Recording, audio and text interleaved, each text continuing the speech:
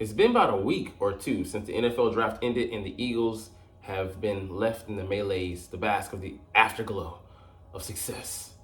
But this is just the starting line because we're going to shift, move pieces, and like how he said, we're never done adding to this roster until the final say is in. That I think October, week 8 or week 9 deadline hits, and then a team will finally be finalized. But let's analyze the early depth chart with the draft picks included and see how things have slightly shifted, or not at all, maybe at some positions. What's up, it's your boy Cintron coming back at you with another analysis video, and I kid you not, that's my real name. Philadelphia Eagles 2024 depth chart.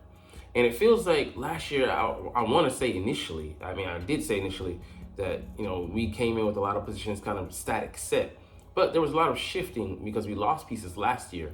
But it feels like, it was more constant, but it actually feels like there's more constant, but there's more upheaval this time, but more by way of depth with a lot of the guys, being still penciled in there as starters, and guys getting better. And it's going to be the rebound to see how the second year guys, grow and develop, and the third year guys grow further into their roles. And then, the other guys like Milton Williams, who's in their fourth year, continuing to lead the charge, but this time from a different angle, from an angle of leadership this time. And, because there's a lot of the same guys that were, failures last year are still there. And how will they respond to the trauma that we suffered last year? Because, hey, I promise you, this guy here, pictured, said, never again. Well, let's see if we really can embody that. Let's look at the roster. Jalen Hurts, obviously, this is over before it started. Tanner McKee, I'm interested to see how big of a jump he takes. We'll see it in preseason. We won't see it in the regular season because that'll mean Jalen is out and things have gone through.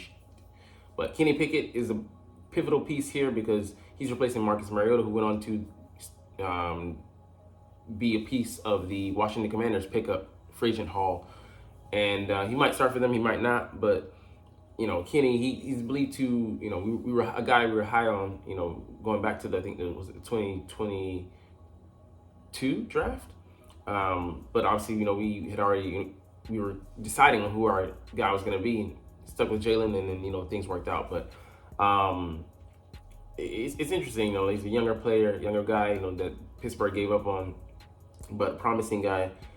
And he's taking care of the football historically, but he hasn't really given you splash, plays and reason to really believe in him as a starter. So good developmental guy to have behind Jalen. And I was kind of questionable because I'm like, he's not the typical veteran you want to go, with the steady hand, but he does offer a lot by way of potential and the thought process that he can keep this offense on schedule, given a week or 2 or 3 to work things out with the amount of talent he has surrounding him. And he certainly didn't have in Pittsburgh. But Will Greer, he's just going to be most like a Cam Arm. But I'm interested to see what Tanner does because he could step into the number 2 role if he does well this offseason. Saquon Barkley, just another inner discussion there. He really upgraded the offense, bringing in a guy of that caliber. The amount of talent he has, a 3-phase back, can block, can catch, and damn sure can run the football. Kenny Gainwell stays at number 2 because he was number 2 last year. They tried to push him as number 1, didn't really work out. I think he's in the role he needs to be in, and he's a back that's kind of on a contrast to Saquon, a slasher, kind of pretty decisive guy. And Will Shipley coming in as a number 3, supplanting Boston Scott and the guys last year. Kenny Milton, we'll see what he has to offer in the preseason. A 4-6 guy, but offers a different skill set, size. I think a north-south runner. And Tyrann Davis Price, what he had to offer, I think came over from the 49ers last year. Can he be more than a practice squad guy? Lil Nichols, no way. A.J. Brown and Devonta Smith are more static, but we've added depth behind them. The cover was bare last year. We're bringing in guys like Julio Jones to be our number 3 receiver. And, he's at the end of his, rope, but still could offer some quality snaps. But, we got guys like Paris Campbell, the rookie Johnny Wilson, Anaya Smith, and Devontae Parker fighting for the number 3 spot. And maybe give that to Devontae, but, he offers a more of an outside guy. He could maybe play on the inside, But Paris Campbell's your typical slot receiver, albeit he hasn't really been consistent outside of, I think, 2001. 2002, I'm sorry, 2002, 2003, he was kind of hurt, with the Giants. Didn't really do too much damage, but if he can get back to that with, I think it was 60 balls, 600 yards, and, a handful of touchdowns, we'd be okay with that production coming out of the slot. He still does a 4.31 speed, and he'd be able to eat off of A.J. Brown and Devonta Smith. I would theoretically say that we kind of look better on the outside, than last year, but it's to be seen. And Joseph Ngata, seeing if he could, give us anything, something, as a fifth or sixth receiver. Britton Covey going to stay in that role, but you got to like the better depth, because Devonta and AJ and then tight end are going to eat most of the snaps and the percentage of the catches and receptions, receiving yards here in Philly. So not too much work to be given behind them. 50 catches or 50 targets would be, like your boy Philly Film Room said, a generous number, but not too much to fight for after that. And like I said, tight end, a big deal, because Dallas Goedert, is one of our big three. The third guy, but hey, he's still, a part of the big three. And behind him, you have a blocking guy replacing Jack Stahl. See if he can give more by way of receiving, but not too hopeful, because I think 400 yards is his career high. But he's a hell of a blocker at 271. Grant Calcaterra and Albert O will see if they can give anything to offense. McCallan doesn't really give anything there. Potential development guy, but he's already 25 years old, so just taking a flyer and just see if things work out. But I like depth there at tight end. Albeit if Dallas goes down, we don't really have a game breaker behind him to replace him. You just have to kind of piecemeal it, and hopefully you can pick up the production for the receivers. And Nia Smith, it's as yet to be seen if he can be that gadget receiver three, but there's some promising outlook on him. But hey, training camp before it hits, like I said, this is an upgraded name only, because I thought Olamide Zaccheaus could have filled the role last year if they would have let him, they would let Quez get out of his way. But it is what it is, because he produced, when we asked him to. Obviously, suffering a loss like a Hall of Fame caliber center, which he'll be a Hall of Famer, and Jason Kelsey is no easy task to overcome. But Cam Jurgens, having the experience at least starting on the line, he started at right guard last year out of position, but it counts for something. He slides over there. He doesn't have to be spectacular, just be solid. I think he can do that, and I think we'll keep things on pace. But really, depth is where we suffered, the most, because Lane Johnson was a mainstay last year, as was Landon Dickerson, as was Jordan Mailata, and those guys are maybe not continuing to get better. In the case of Lane, he's maybe having a small, minute drop, but he's still going to give us good quality production there. And Tyler Steen is a big unknown, because what is he going to give us? He kind of redshirted last year, didn't beat out Cam Jurgens at right guard, and then coming in to start this year, I think he'll be at worst average, at best solid. And if we get just average to solid play from him in between Cam and Lane, that might be enough to do it. I didn't see him make a lot of big mistakes, but I didn't see him really push the needle when he came in for the Cowboys. And I think there was a week 14 or week 16 game. I think it was the first of those games, and he did recover a fumble, which is huge.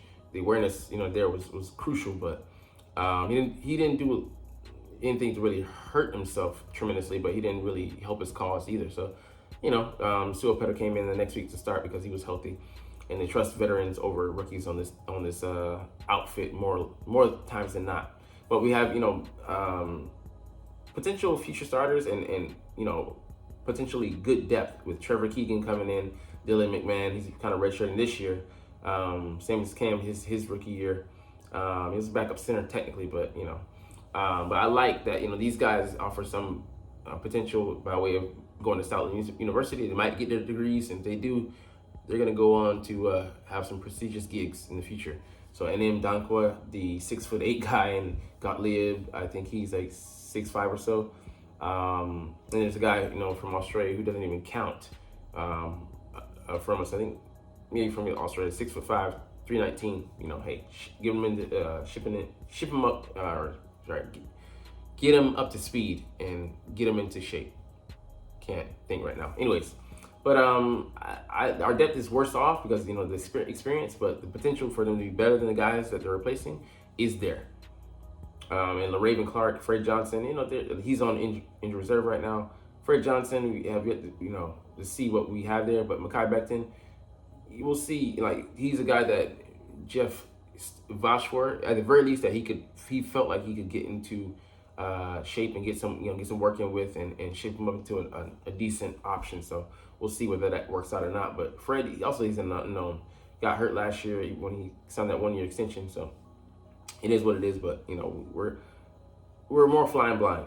But I'm fine with that.